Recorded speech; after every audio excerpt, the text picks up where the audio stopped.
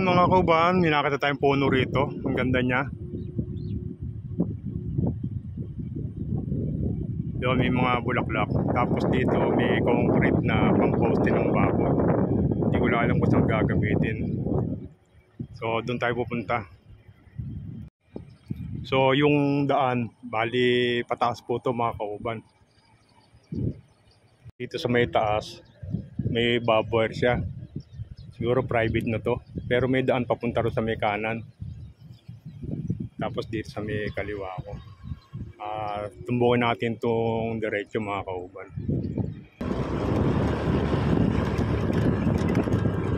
Dito maganda na yung tambak rito.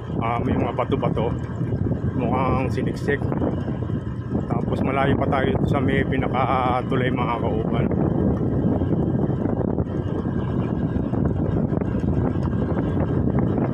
Tapos dito may nakita tayo dito mga konkreto. Yung panlagay sa kalsada to concrete barrier.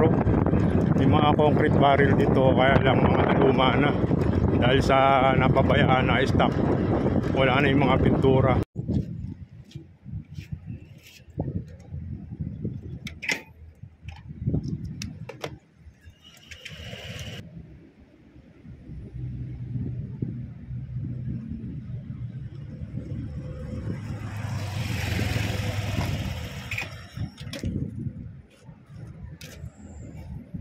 So mga kauban, yun, kung mapapansin nyo, nasa ibabaw po tayo ng NLEX. Ayan po yung papuntang north. Yan. Tapos dito naman po papuntang Maynila mga kauban, going to south. Ito po yung tulay na hindi naman po ginagamit. Yan. So nagawa na po yung tulay, abandonado na. May dumadaan lang dito mga kubota, may mga magsasaka. Tingnan natin yung kabila. So yun, punta tayo sa kabila. Mga kauban, naglalakad po tayo. Inuwanan ko muna yung motor ko. Yun, nasa may tulay.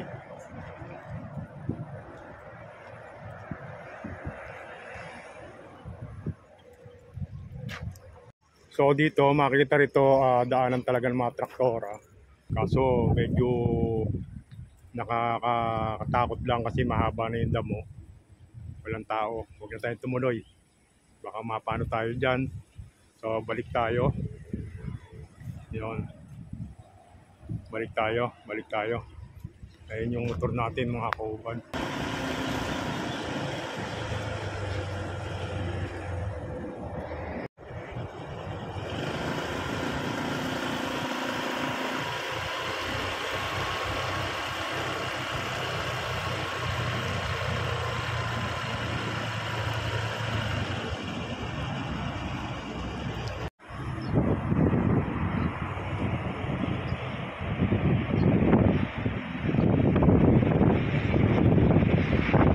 Mga kauban, itong may talahiban na to nung araw mga kauban, bali wala pa itong tulay. Inumpisa na rin po rito yung NTEX, yung North Food Expressway. Temporary lang po, dati may nagtitinda po rito, puro sila nakatent. Lahat ng produkto halos nilala rito. Yung panahon ang mayor po ng Balagtas, si Romy Castro, inumpisa na po to, bali parang nagpaano sila dito, nagpatsangge. Yon, may araw po ng tiyanggi rito nung araw. Kaso, yon, hindi na rin po nga itinuloy. Hindi na po na ituloy sa ngayon dahil ito na nga po, abandonado na. Tapos dito, may napansin tayo rito. Yung sagingan na yan mga kauban, yan. Kung tawagin niya nung araw, Banana Island. Ngayon marami na palang tambak.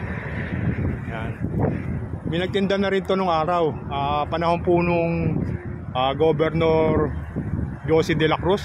Itong ginawang NTEX na to mga kauban. Sayang tong project na to mga kauban kung di po maitutuloy. Di ko lang po alam kung saan po ito papunta. Mamaya tatanungin natin yung nakita natin sa may bandaron sa unahan kung anong lugar yung kadiretsuhan itong NTEX mga kauban. Yung tulay na to. Sayang po yung tulay na to mga kauban, no?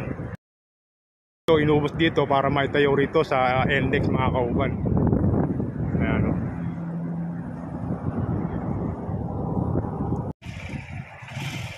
Ano ginagawa nyo rito, te?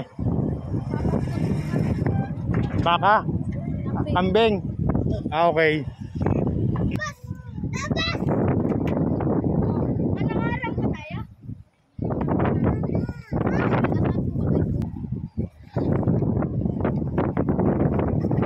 Ate, nabutan nyo ba yung pagtigil ng ano rito? Yung pagtrabaho rito? Nabutan nyo ba?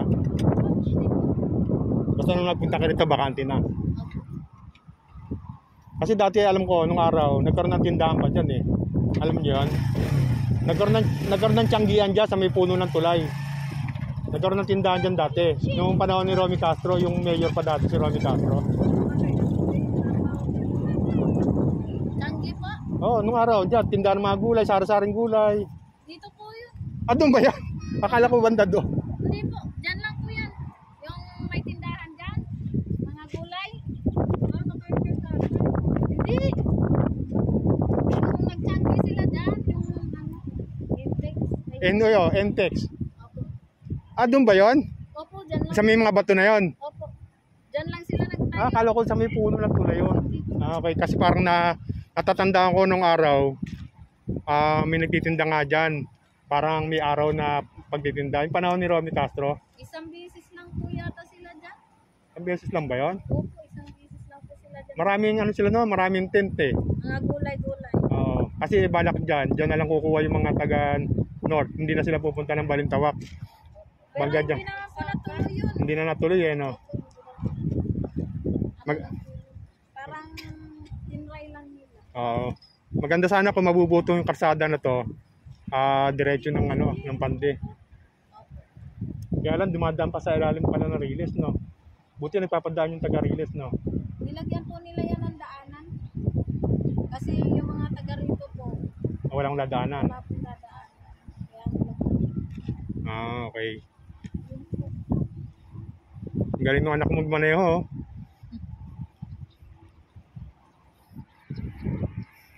Sige po, ate, thank you.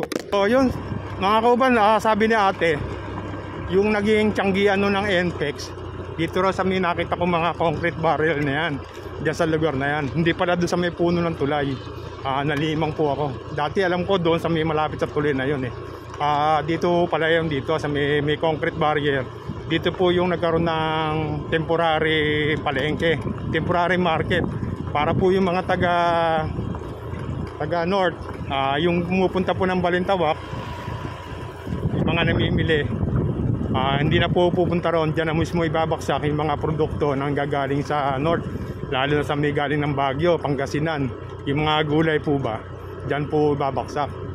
So yun, ito mga kauban, pabalik na po tayo. Kung napapansin nyo po yung tinutumbok natin, release po ng tren yan, yung NSTR mga kauban. Diyan po tayo dumaan sa ilalim kanina. Ngayon dyan po rin tayo dadaan. Pabalik mga kauban, diretso tayo. Yun, yun sa mga subscriber, sa mga hindi pa ako nakapag-subscribe, subscribe na po kayo dito sa channel ko, Ariel Kauban TV. At maraming salamat sa lahat ng subscriber. Sa mga hindi pa ako nakapag-subscribe, subscribe na po kayo sa channel ko mga kauban. Yun, babay na, God bless po sa ating lahat. Yan, dyan po tayo dumaan kanina, palusong po yan mga kauban. Yan, papatayin ko na po itong cellphone.